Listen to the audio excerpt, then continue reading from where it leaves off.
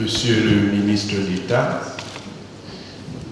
Messieurs les membres du gouvernement, Monsieur le Président, les membres du Conseil constitutionnel, Messieurs les recteurs et les doyens, Messieurs les professeurs, chers invités, c'est un immense plaisir pour moi que de rendre hommage au grand maître qu'est le professeur Joseph Owona. Et je l'ai fait en me servant d'un travail qu'il a confectionné pour rendre hommage également à un de ses maîtres, un grand maître qui est le professeur Pierre-François Gonidec.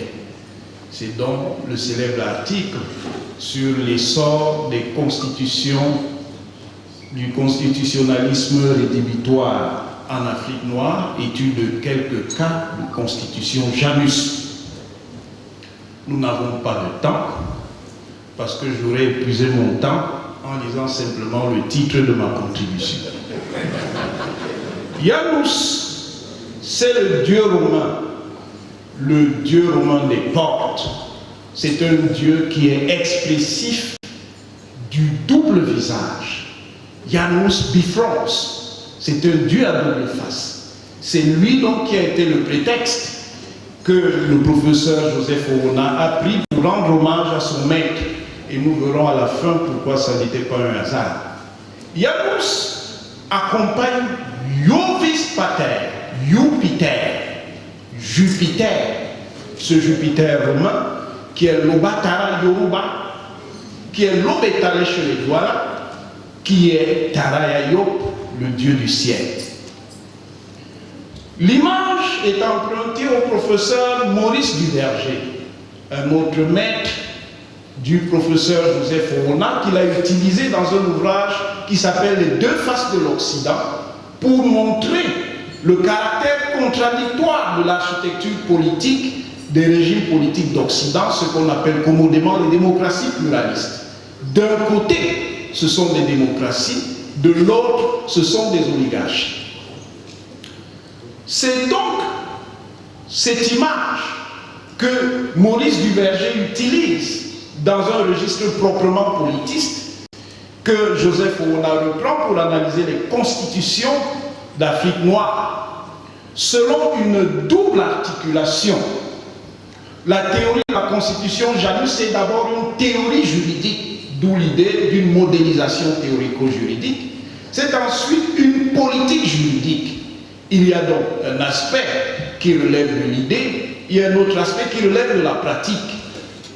Et c'est à partir de là qu'il construit une théorie critique du droit. Une théorie critique du droit qui se nourrit de thématiques récurrentes chez les juristes.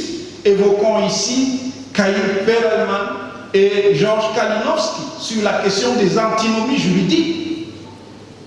Le grand maître Joseph Owona parle de contradictions constitutionnelles lorsqu'il évoque ces questions. C'est donc l'analyse de la dualité et du dualisme. Cette analyse a une portée. Elle a d'abord un contexte. Au moment où le professeur Joseph Owona a écrit ce texte, nous sommes en 1985, ce texte dans les mélanges Gonidec. À la même période, Jacques Comaille et Jean-François Perrin, dans le premier numéro de la revue Droit et Société, évoquent également Janus pour précisément parler de la sociologie du droit.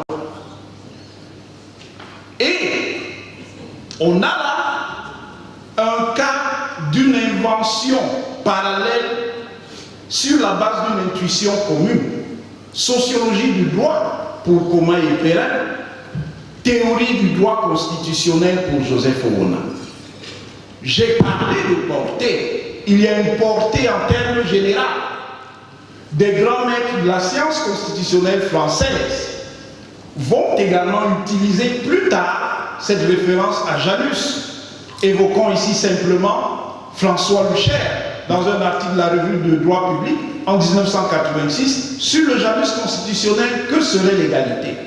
Évoquons Pierre Avril qui, parlant de la Constitution, se demande si elle est de Lazare ou Janus. Cette référence qui relève de ce que j'appelle la januistique sera reproduite également par d'autres juristes français plus tard. Alexandra Ben-Samou, qui évoque le droit d'auteur comme Janus en 2011. Une politiste Sandra Bon, qui évoquant la théorie de l'état total chez Carl Schmitt, évoque l'état total comme un Janus au double visage.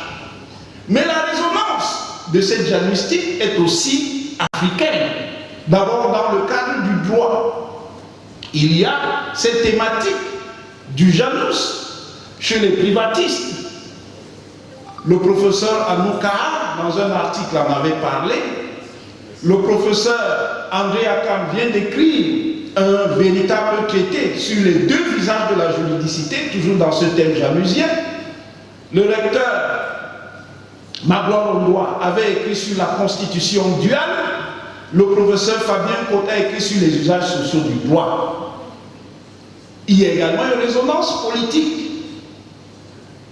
Mathias Elie Kowona a écrit sur la démocratisation, Janus, dans la gouverne politique et institutionnelle du Cameroun. Mathias Elie Kowona Guini et Hélène Ormeton a écrit sur la démocratie, Janus, dans la politique africaine. Il y a donc une résonance de cela. Mais mesdames et messieurs, le plus important n'est pas dans l'apparence. Le plus important est dans ce qui est caché. Ce n'est pas pour rien que Joseph Kowona a écrit sur Janus, parce que son nom, son prénom Joseph, signifie Janus. Yuya, Yuya en égyptien, signifie Jean. Yuya, Yuyu, Yuya, signifie Jean. C'est de là que vient le Yéha et le Yaya qu'on va trouver en hébreu et en arabe. Mais Joseph, c'est Jean. Joseph, c'est Jean le pur. Yuyasoph, Yuyasop, Youssouf, Youssif. Janus est bel et bien Joseph. Et Youssif, comme le dit Gérald Massy, égyptologue, c'est le signe de la double divinité.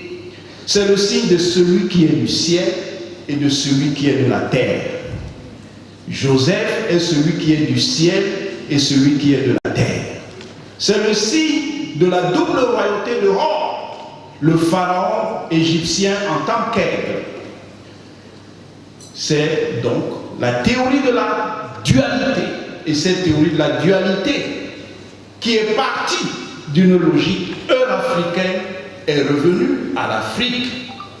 Parce que derrière Janus, il y a Anubis, le dieu chacal, Inpu, qui est comme Janus, un gardien des portes. Il y a Aker, qui est également un dieu au double visage, représenté par deux lions. Il y a Routipeti, un autre dieu représenté par deux lions. Janus montre en réalité que son origine est, comme le dit Alain Ancelin, la théorie africaine du pouvoir basée sur l'idée que le pouvoir est double, comme le dit Ancelin. Le pouvoir est double et ce pouvoir, l'héritage que nous donne cette théorie de Janus, je finis là-dessus, c'est l'héritage des animaux tachetés, les lions, les panthères, les léopards et les civettes. Et c'est dans cette clé, dans cette zonomie, dans cette zoomorphie que se trouve la théorie véritable de l'État et la théorie véritable de la politique dont les sources sont africaines. Je vous remercie.